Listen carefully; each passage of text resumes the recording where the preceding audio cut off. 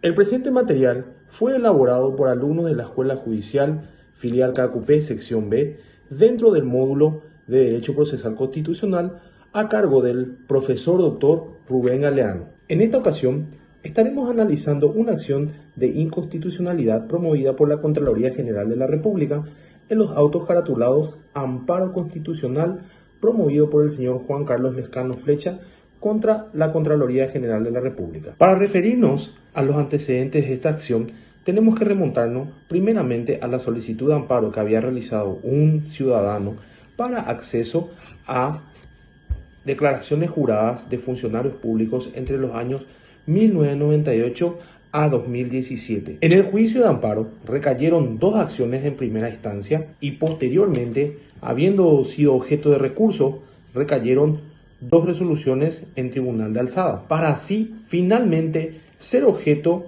de acción de inconstitucionalidad, aparte de las cuatro resoluciones, también la acordada 1005/2015, que hace mención al libre acceso de la información pública por parte de la ciudadanía y su procedimiento. A continuación, cada uno de los integrantes de este grupo estaremos haciendo un análisis de los fallos correspondientes a los ministros opinantes sobre la cuestión de inconstitucionalidad promovida por la Contraloría General de la República.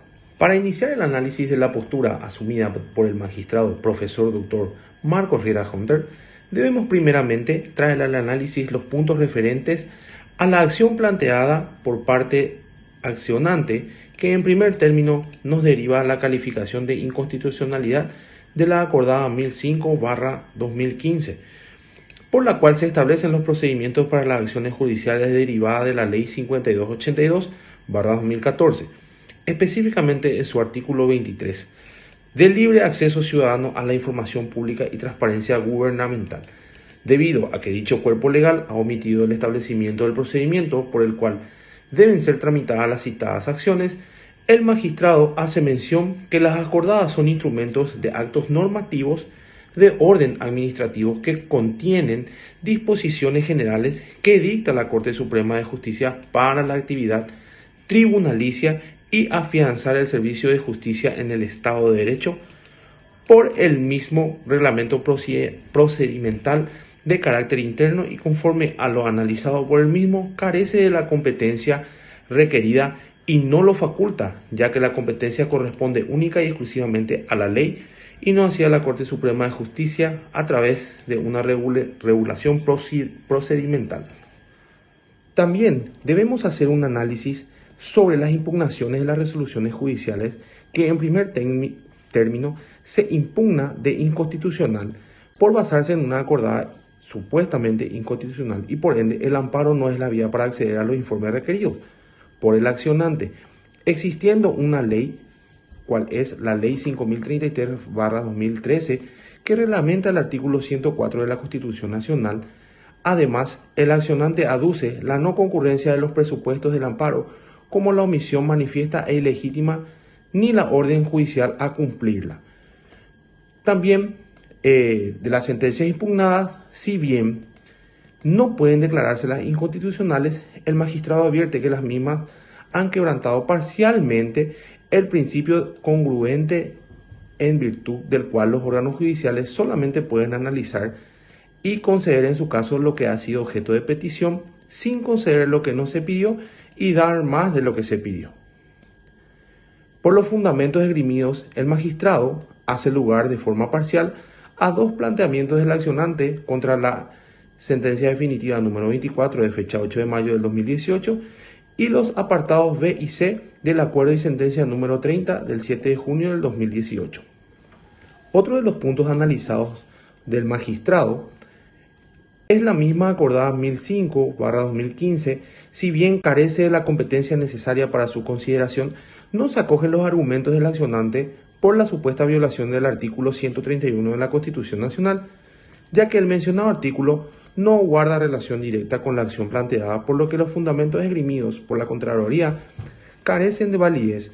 Por ello, si bien la acordada 1005/2015 no resulta compatible con el principio de legalidad, la misma no debe ser declarada inconstitucionalidad por hallarse ausente en este caso un elemento fundamental con mucha relevancia e importancia para el acogimiento de las acciones judiciales correspondientes, que es la legitimación activa.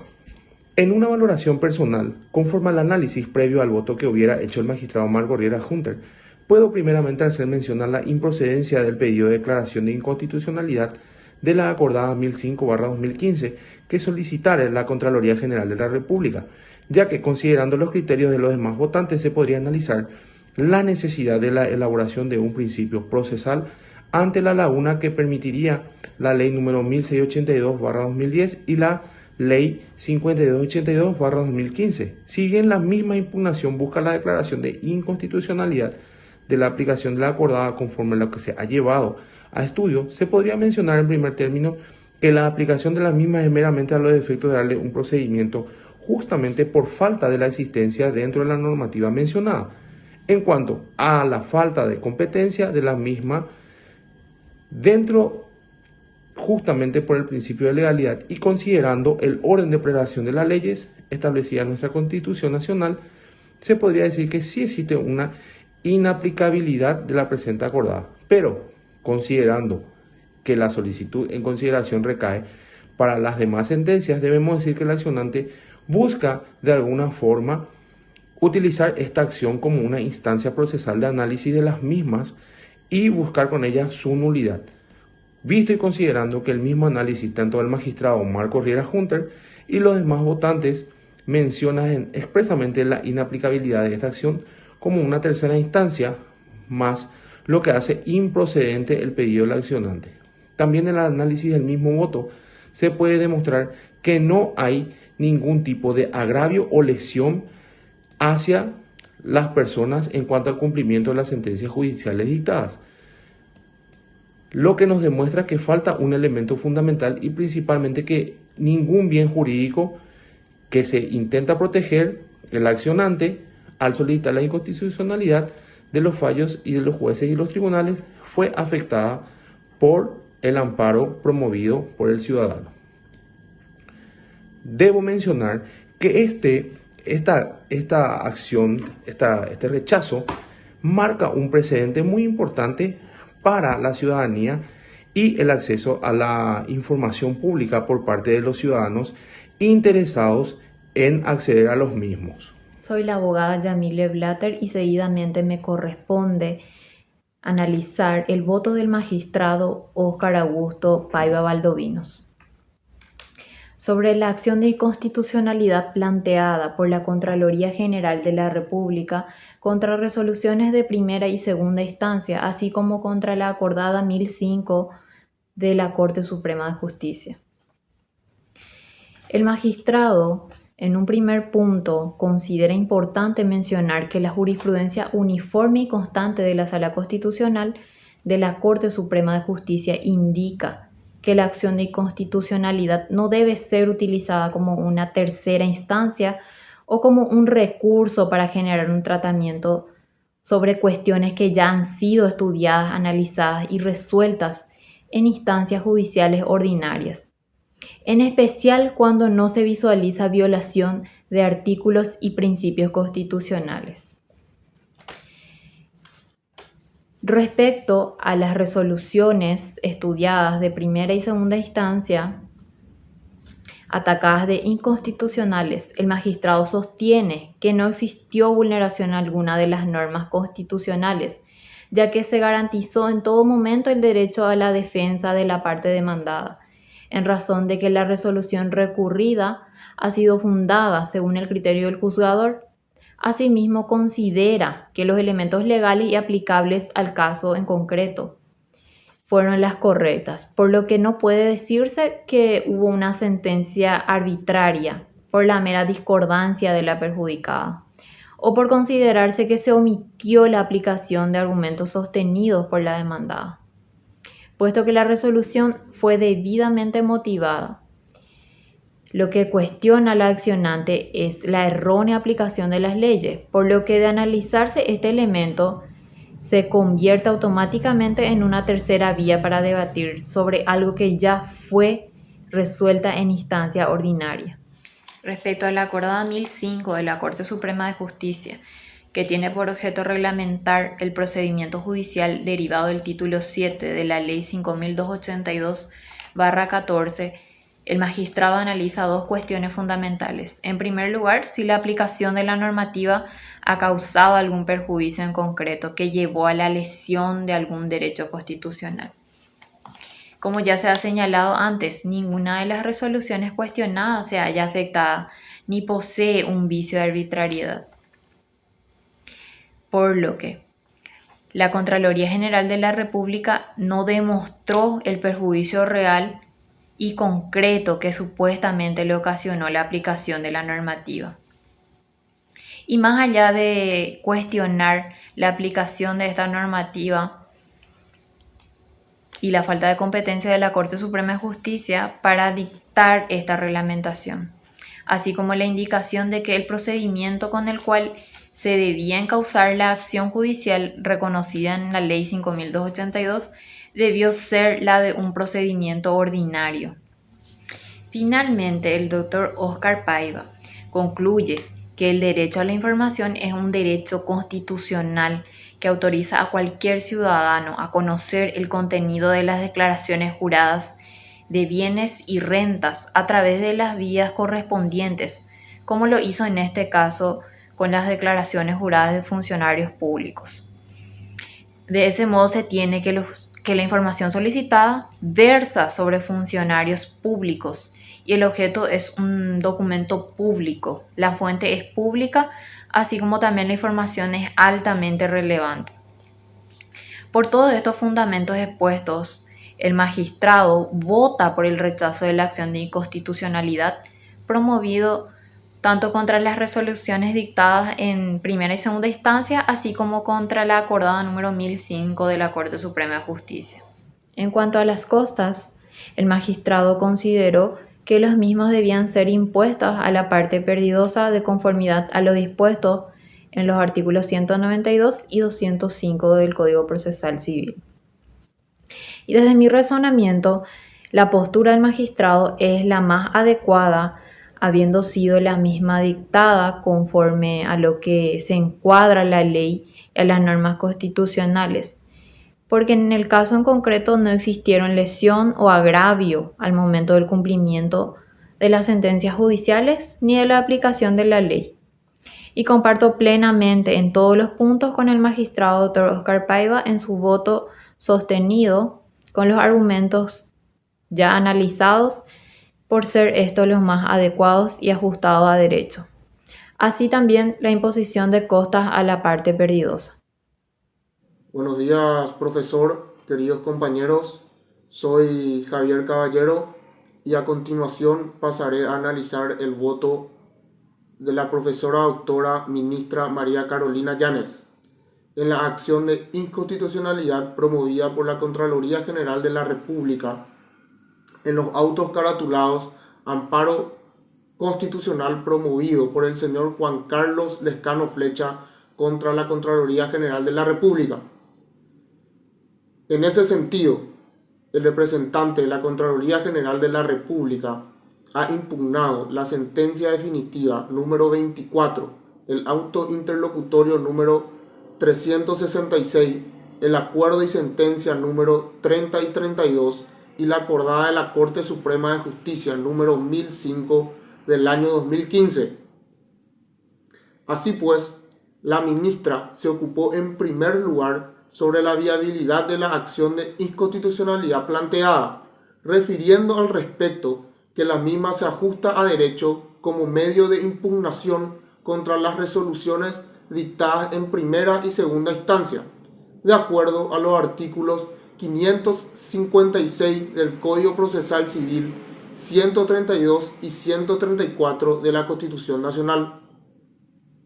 Seguidamente, en lo que respecta al hecho sobre los supuestos agravios sufridos por la Contraloría General de la República, lo cual considera la arbitrariedad de la admisión del amparo como vía para acceder a las declaraciones juradas de los funcionarios y autoridades públicas, la ministra menciona que tratándose de una persona investida de autoridad pública electa por el pueblo a través del sufragio, debe de rendir cuenta de su gestión y responder personalmente por las infracciones e ilicitudes cometidas durante la misma, tal y como lo dice el artículo 104 de la Constitución Nacional.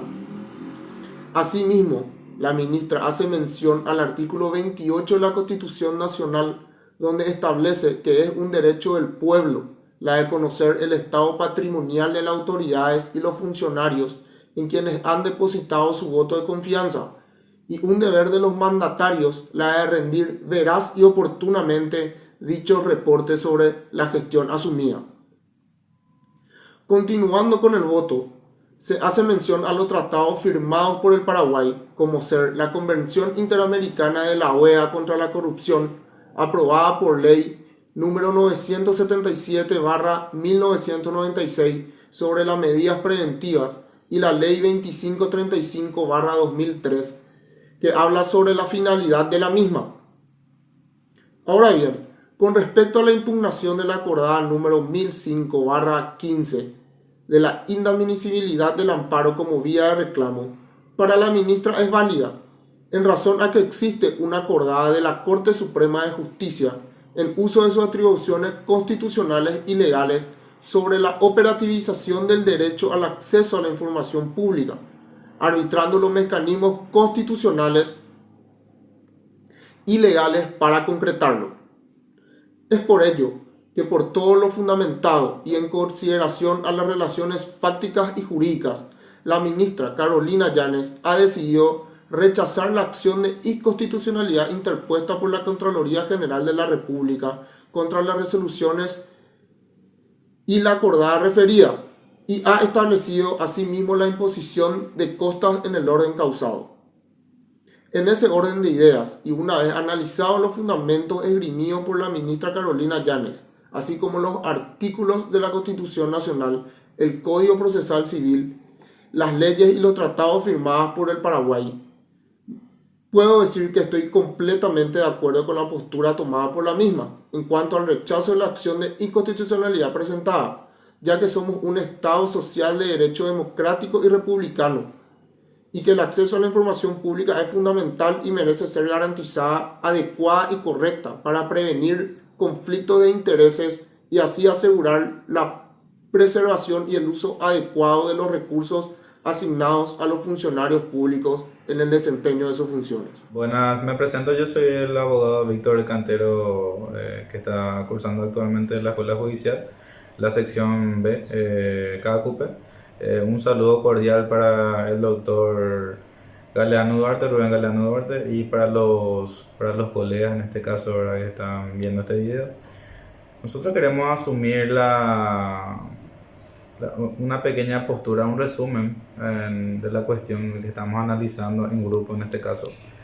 Y con respecto al doctor y el doctor ministro Manuel Ramírez Candia, dio un comienzo a su voto, es decir, de manera afirmativa, de que las sentencias judiciales que autorizan la publicación de las declaraciones juradas de bienes y rentas de los funcionarios públicos no son anticonstitucionales, ya que al contrario, en este caso, protegen principios y derechos constitucionales. Añade también que la publicación de las declaraciones juradas de bienes y rentas del funcionario público son funcionales para un sistema, para el sistema republicano y sus principios, y además sirven como parámetros para evaluar la honestidad de los que tienen la obligación de administrar el Estado. En este caso hablamos de funcionarios, altos cargos y demás funcionarios en general que están dentro de la función pública, es decir, dentro del Estado, ¿verdad? También podemos decir que con esta cuestión tienen la obligación de administrar, como ya mencioné anteriormente, los bienes de la ciudadanía. El conocimiento de estas cuestiones son relevantes para medir la idoneidad y también facilita el control ciudadano.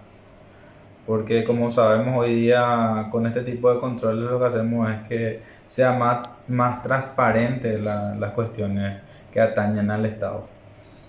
Además se hace efectivo el derecho al acceso a la información pública que está consagrado en el artículo 28 de la Constitución Nacional. Y como ya dije, esto facilita el control del pueblo soberano sobre la gestión de sus mandantes. Por lo tanto, los fallos impugnados no son anticonstitucionales, sino que se adecuan a la estructura del Estado paraguayo.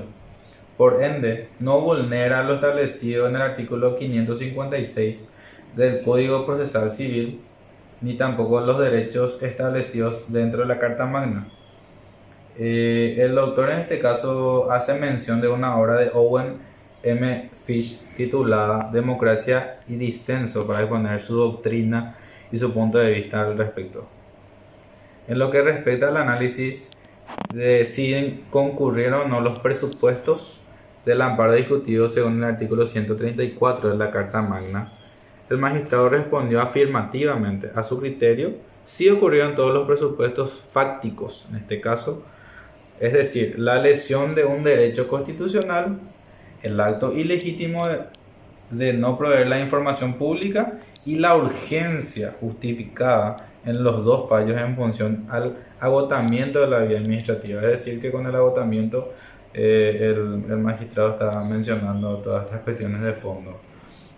También se menciona al amparo como la vía idónea para el acceso a la información pública. Según la jurisprudencia de la Corte Suprema de Justicia, acuerdo y sentencia número 1306 de fecha 15 de octubre de 2023.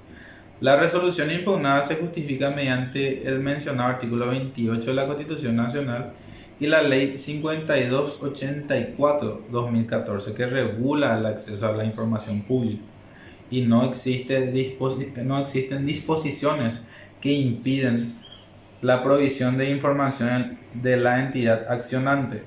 Es decir, en este caso no había informaciones al respecto de esta entidad como mencionaba. Y por lo tanto, el magistrado concluye que se rechaza la presente acción de inconstitucionalidad por la efectividad del orden de publicar las declaraciones juradas de bienes y rentas de todos los funcionarios públicos. Conforme al análisis previo y tomando en base el voto del doctor Ramírez Cande, podemos apreciar que él expresa su postura de manera concisa a la cuestión de fondo. En ese sentido, yo concuerdo con el fallo del ministro, ya que estamos hablando sobre el orden y control público, que es una cuestión constitucional en base al artículo 28 de la Carta Magna de la Constitución Nacional de Paraguay. También podemos decir en ese sentido que posee peso sobre leyes de menor índole. Como sabemos que la Constitución es la Carta Magna y es la ley suprema dentro del territorio nacional, estamos hablando de que no se podría utilizar una acción de inconstitucionalidad en este tipo de procesos. Además podemos deducir también que no se demostró, en este caso, de acuerdo al fallo, no se demostró ningún derecho constitucional lesionado que prevalezca sobre la norma constitucional hecha efectiva. En ese sentido, podemos decir que en este caso se contribuyen al control ciudadano sobre la idoneidad moral y también técnica de los funcionarios públicos. En este caso también podemos mencionar que el acuerdo y sentencia número 1306 del año 2013, la jurisprudencia tiene uso importante cuando hay discrepancia de posturas acerca de este tema en concreto.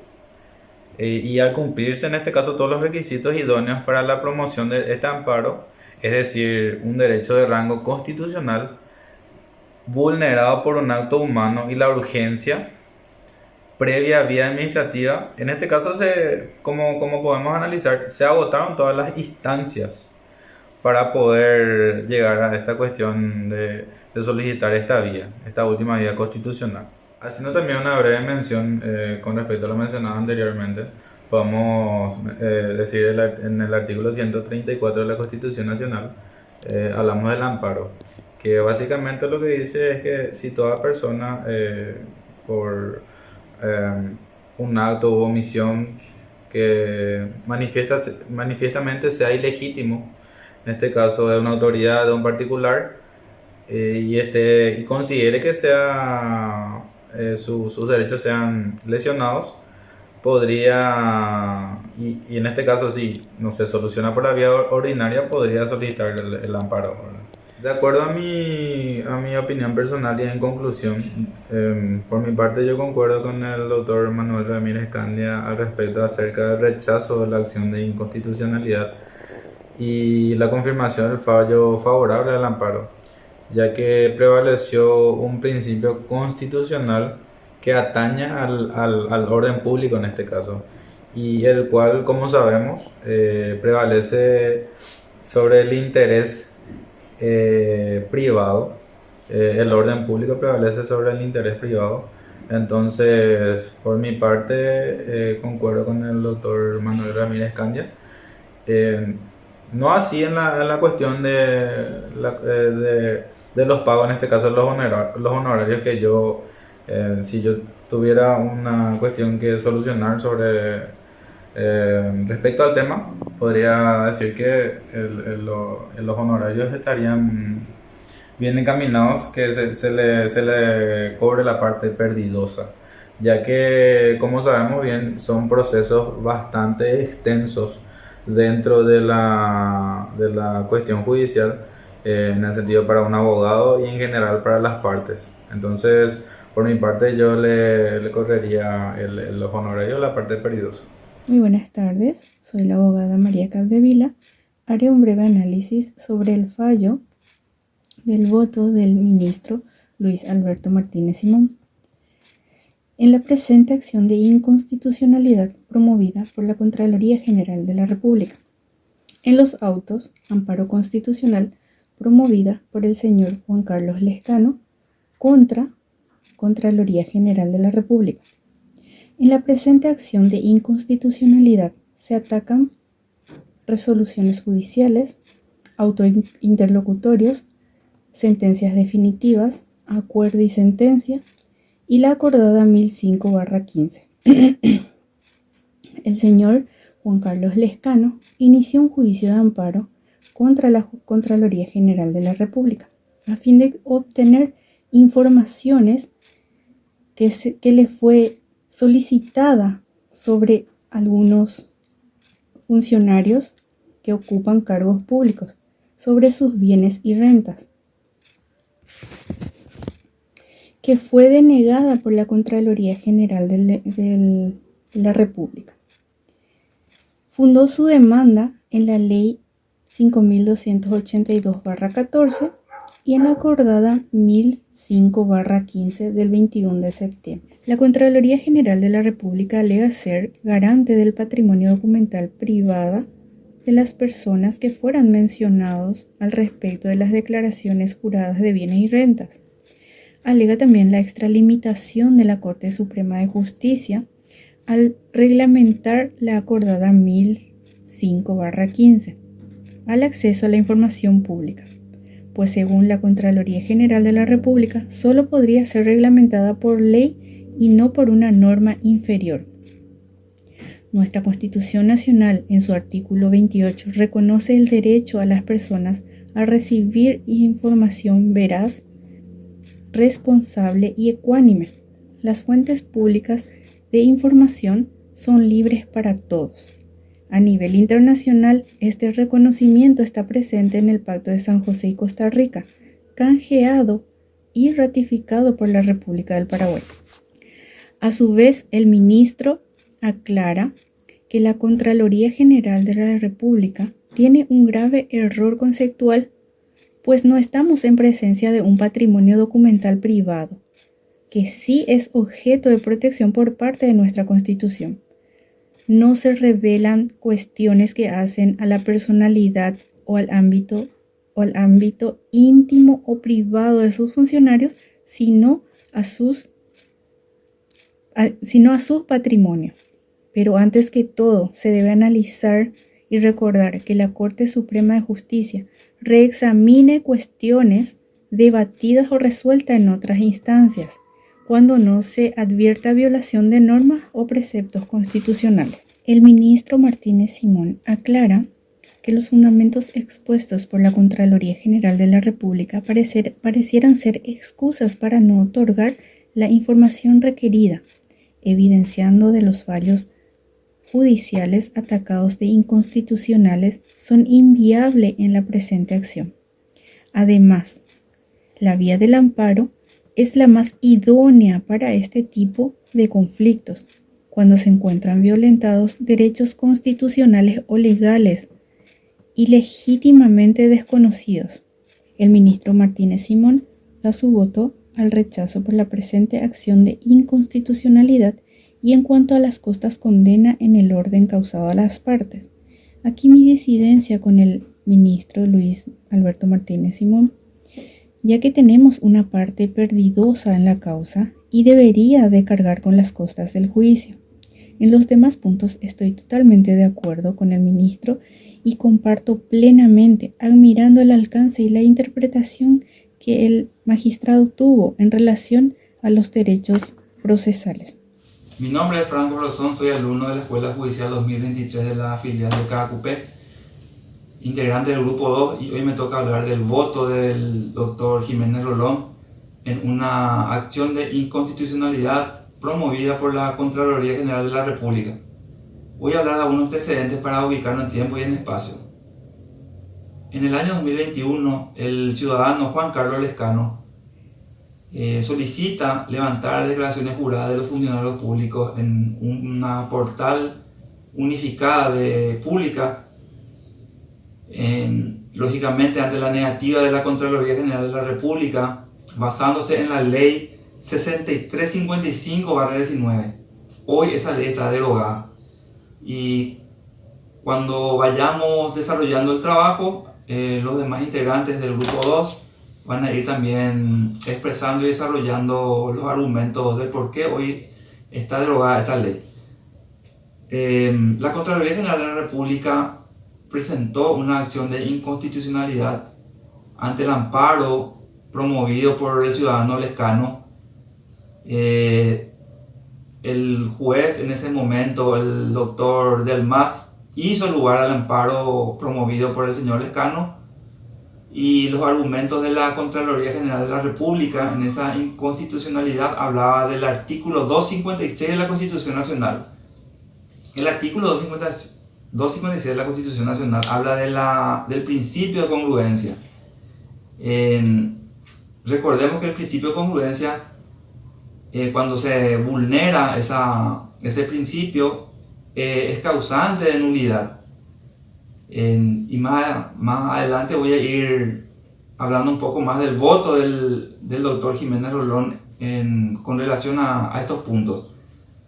El doctor Jiménez Rolón rechazó in totum. Cuando se pronuncia este proverbio, esta palabra in totum, es rechazar completamente por no encontrar ningún justificativo, argumento fáctico ni jurídico. Esto significa que el doctor Rolón dio unos ítems, unos puntos en el cual yo voy a estar tocando ahora y hablando de cada punto de los argumentos de su voto. No se ha puesto excepción de inconstitucionalidad, dijo el doctor Rolón en ese momento. Y habló del principio de incongruencia. Sin embargo, estaba muy bien fundamentada simplemente por el hecho de que existía una ley. La ley, en el 2014 se promulga la ley 5282 de acceso a la información pública. Entonces, vamos a decir, tocando un poco esta ley, se opone un poco al pedido de la Contraloría y rechaza por esta razón el doctor Jiménez Rolón. Otra razón es que no existe arbitrariedad. en el trabajo presentado por el señor Lescano, habla exactamente de las actividades que derivan de la cosa pública. En ningún momento habló de presentar cuestiones muy personales y privadas de los funcionarios públicos, sin embargo sí de las cuestiones que derivan exactamente de los asuntos públicos, en donde estaba muy bien esgrimido y bien claro lo que pretendía alzar este ciudadano que era periodista. También consideró las sentencias impugnadas que se hallan a derecho. ¿Por qué? Porque está la ley 5282 del 2014. Es bien claro, creo que la interpretación que le dio el doctor Rolón a Jiménez Rolón, a todos estos puntos que estoy tocando con ustedes. Y también habla del abundamiento en los fundamentos, dice, esgrimido por los accionantes. Recordemos que en primera y en segunda instancia ya hubo un resultado en el cual fue rechazado el pedido de la Contraloría General de la República. Y en este punto habla claramente el doctor Jiménez Rolón de que no existe una tercera instancia. La Corte Suprema no es tercera instancia. Entonces creo que es un punto muy importante también, del cual rechazó in totum esta acción promovida por la Contraloría General de la República. También habla claramente de que no estuvo de acuerdo el doctor Jiménez Rolón en el amparo. ¿En qué sentido? De que no era conveniente presentar un amparo, teniendo en cuenta que, y vuelvo a repetir, la ley 5282/14, de que existía una ley, estaba muy fundada. Entonces el doctor Jiménez Rolón habló específicamente sobre este punto, en donde la obligación de la concurrencia y el pedido de la acción de amparo habló claramente de la ley 5282/14. Entonces creo que en ese sentido no hubo o no era conveniente realizarlo de esta manera. Entonces yo doy mi opinión personal, estoy de acuerdo con el rechazo, y creo que todos los integrantes del grupo 2 también lo estuvieron. Unánime, fue concorde, y también haría, en el caso de que a mí me tocara intervenir en una decisión como esta, rechazar siempre y cuando vaya en detrimento de la cosa pública.